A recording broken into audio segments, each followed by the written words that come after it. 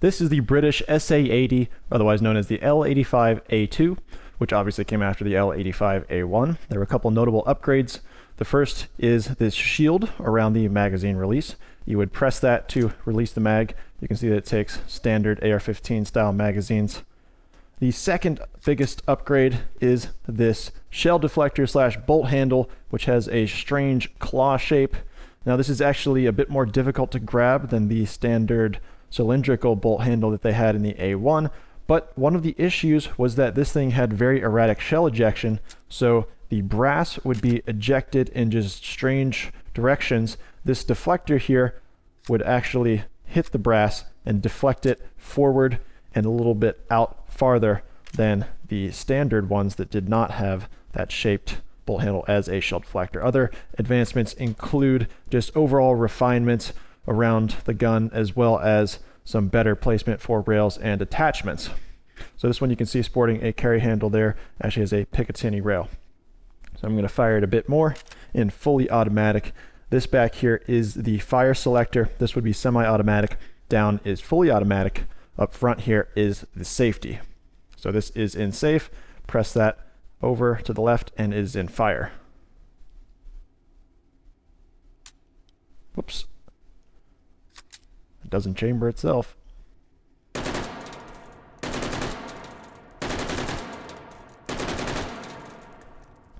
So you can see I threw a 20 round magazine in there. As I mentioned, it does take these standard AR-15 style magazines. And that means that you can put in some others, like this drum magazine, though you wouldn't actually, for a couple reasons. Number one, you can see that it wouldn't exactly fit. Additionally, this magazine release button would be completely blocked by the drum magazine. Secondly, because this is a bullpup and everything happens behind that pistol grip, you wouldn't be able to grab onto this very easily because your shooter's hand, being right-handed, would be going through the right side of this drum. The only way you'd be able to shoot it is if you kind of cocked your elbow out to accommodate that. So here, the bolt catch, we can press that down to chamber that round.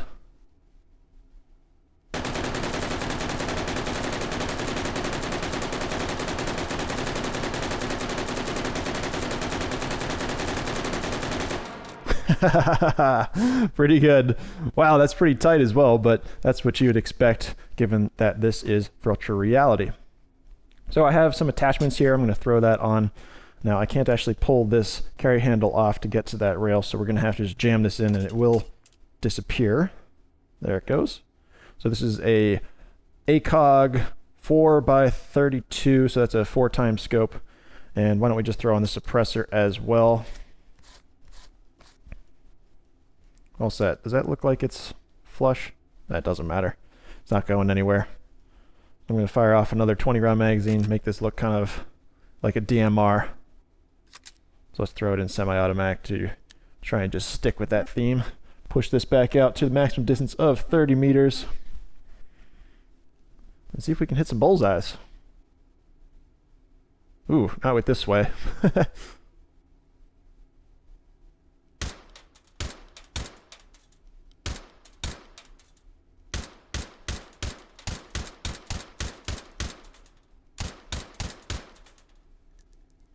Not great. All 20, well, 21 on the paper. I don't know what happened there, but might have one in the chamber. So I guess I had one in the chamber while I was putting that suppressor on.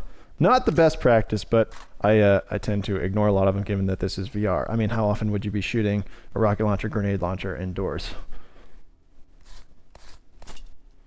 Let's pull these off because I would like to talk about another bullpup and a reason that bullpups are somewhat frustrating, and that is the Steyr AUG. Now this one you can see does eject out the back, but you can switch it from left to right.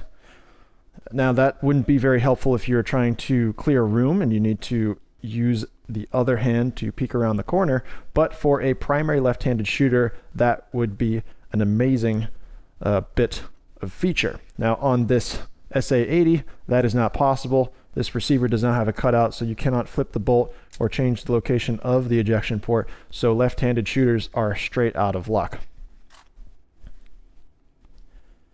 Now, since we are here with these guns. I would like to do another comparison showing this bullpup design, this time with an AR-15, and I think this is somewhat apt because they actually were considering, instead of going to try and refine this gun, they were considering trying to purchase M16s to replace this, but they thought that would be too expensive, and they're actually going through the same thing now, trying to replace this, because admittedly it was a bit of a disaster. The A1s and the SA-80s in general have a lot of difficulty firing in inclement weather or in conditions with a lot of sand and mud, because you can see how open this design is, which would go straight back to the guide rods and the bolt carrier group, which just is a nightmare in there.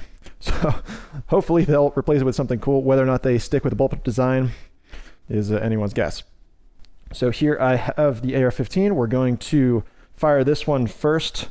I'm going to put 4 of these magazines in my chest rig, and we're just going to shoot this off as quickly as possible down at 35 with plenty of reloading.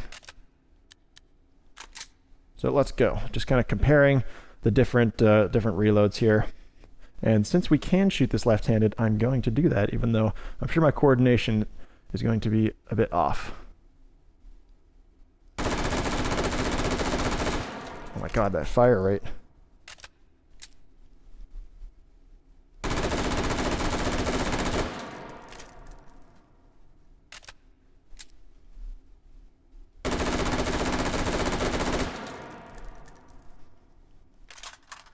Whoops. Got a little bit confused there because I forgot that I was using my left hand to eject the magazine. But that brings up another great point, and that is because the magazine well is in front of the pistol grip, you can use your finger to drop that magazine easily for a quick reload, so you can use your other hand to go and grab the next mag while you're ejecting that one. It's honestly not a lot of time saved, because in combat you're not going to be betting your life on that reload as much as people think. It's generally engagements occur over ranges about 70 yards would be my estimate. I've read it somewhere, but I don't know the exact numbers. And in those situations, it's a lot about suppression, it's a lot about maneuvers, and a lot about staying in cover. So let's build up this chest rig again with 4 magazines and get started with the SA-80. How do we do with that one? 606 points. Again, I have 121 on the paper, which is strange because we should have seen just 120 with the 4 magazines. But we'll go ahead and ignore that one bullet. Whoops.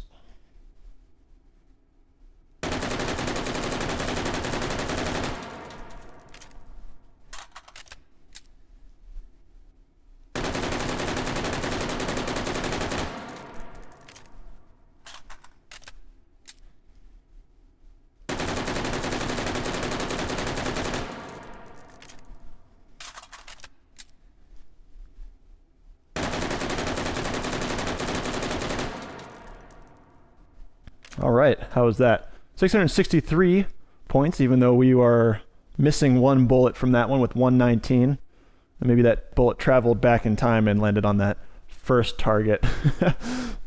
But there you have it, a totally pointless comparison between the two in virtual reality, but a lot of fun nonetheless. So it's nice that this actually has a bolt hold open. There are a lot of bullpups that do not. But increasingly we're seeing bullpups with more features that we're used to seeing on rifles like the AR-15, which I would argue has almost become the standard at this point for assault rifles. So thank you guys so much for watching this video on the SA-80 or L85A2, whatever you choose to call it. Hope you enjoyed it. Give me a thumbs up or thumbs down, and let me know in the comments if there are any guns that you want to see me do a video on. I'm going to try and do them all, but asking for them will definitely move that to the front of the list. So again, thanks for watching, and I'll see you in the next video.